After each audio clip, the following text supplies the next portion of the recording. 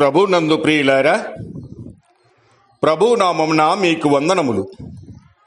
ఈరోజు ఆరాధనకు సహకరంగా యెషయా గ్రంథము 9వ అధ్యాయము 6వ వచనము. ఏలయనగా మనకు శిశువు పుట్టెను, మనకు కుమారుడు అనుగ్రహింపబడెను, ఆయన భుజము మీద రాజ్యభారముండును. ఆశ్చర్యకరుడు, ఆలోచనకర్త, బలవంతుడైన దేవుడు, నిత్యుడగు తండ్రి, సమాధానకర్తయగు అధిపతి అని అతనికి పేరు పెట్టబడును. గమనించండి ప్రియులారా, మన ఆరాధనకి యోగ్యుడైన ప్రభు, ఆయన యొక్క గుణగణములను మనం గమనించినట్లయితే ఆయన బలవంతుడైన దేవుడుగా కనబడుతూ ఉన్నాడు. అంతేకాక ఆయన సర్వశక్తి కలిగిన దేవుడుగా ఉన్నాడు. ఆదికాండము 17వ అధ్యాయం 1వ వచనంలో అబ్రహాం 99 ఏండ్ల వాడైనప్పుడు యెహోవా అతనికి ప్రత్యక్షమై, నేను సర్వశక్తి గల దేవుడనని అంటూ ఉన్నాడు. అనగా మాటతోనే సమస్తము చేయగలవాడు. ఆయన బలము, బుద్ధిని, జ్ఞానము మన ఊహకు అందనివి. యెషయా గ్రంథము 9వ అధ్యాయము 6వ వచనములో ఆయన బలవంతుడైన దేవుడుగా కనబడుతూ ఉన్నాడు. ఇర్మియా గ్రంథము 10వ అధ్యాయము 12వ వచనము ప్రకారము ఆయన బలము చేత భూమిని సృష్టించెను, తన జ్ఞానము చేత ప్రపంచమును స్థాపించెను, తన ప్రజ్ఞ చేత ఆకాశమును విశాలపరిచెను. అలాగైతే ఈ సర్వ సృష్టిని చూడగా ఆయన ఎంత బలవంతుడో మనలను అర్థం చేసుకోవచ్చు. ఆయన ఎదుట ఎవరూ సరిపోరు. అందరికంటే శ్రేష్ఠుడు, దూతల కంటే, మానవుల కంటే బలవంతుడు. మరి మానవుని యొక్క స్థితిని ఆలోచన చేస్తే మానవుడు బలహీనుడైన మానవుడిగా కనబడుతూ ఉన్నాడు. రోమాపత్రిక 5వ అధ్యాయం 6వ వచనములో మనం ఇంకా బలహీనులమై ఉండగా అని చూస్తూ ఉన్నాం.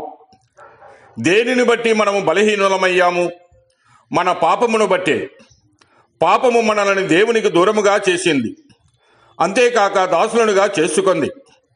యోహాను సువార్త 8వ అధ్యాయం 34వ వచనములో అందుకు యేసు, పాపము చేయు ప్రతివాడును పాపమునకు దాసుడని మీతో నిశ్చయముగా చెప్పుచూ ఉన్నానని ప్రభు సెలవిచ్చాడు.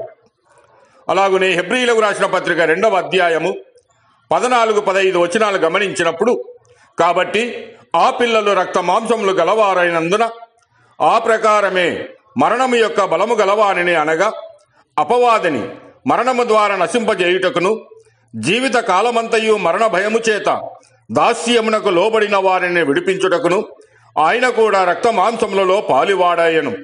గమనించండి ప్రియులారా, మానవుడు పాపము వలన శిక్షకు, తీర్పుకు దగ్గరయ్యాడు. మానవుడు నరకమును తప్పించుకోవడానికి అగ్నిగుండమునకు సిద్ధముగా ఉన్నాడు. అయితే దేవాది దేవుడైన ప్రభు మానవుణ్ణి నరకమనే అగ్నిగుండము నుంచి తప్పించుటకు శరీరధారిగా ఆయన ఈ లోకమునకు వచ్చెను. అంతేకాక ఆయన బలి అయిన క్రీస్తు ప్రభువుగా మనకు కనబడుతూ ఉన్నాడు.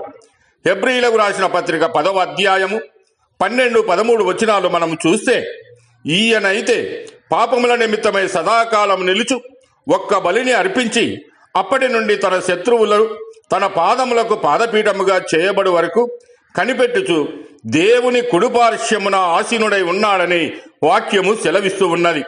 అనగా బలవంతుడైన క్రీస్తు మన బలహీనతలు, అనగా పాపము కొరకు కలవరి శిలువలో సదాకాలం నిలుచు ఒక్క బలిని ఆయన అర్పించాడు. మన కొరకు శిలువలో నలిగిపోయాడు. మన కొరకే ఆయన శిక్షను అనుభవించాడు. అంతేకాక మన శిక్షను, తీర్పును యేసు క్రీస్తు ప్రభువు భరించాడు. అంతేకాక మనం ఇక్కడ చూసినట్లయితే మనల్ని తిరిగి ఆయన బ్రతికించుట కొరకు ఆయన మరణించి సమాధి చేయబడి మృత్యుంజయుడిగా పరలోకమునకు ఆరోహణమై వెళ్ళి మరలా తిరిగి రానై ఉన్నటువంటి ఆ ప్రభువుని ఈ ఉదయకాల సమయంలో మనము ఆత్మతోనూ సత్యముతోనూ ఆరాధిద్దాం.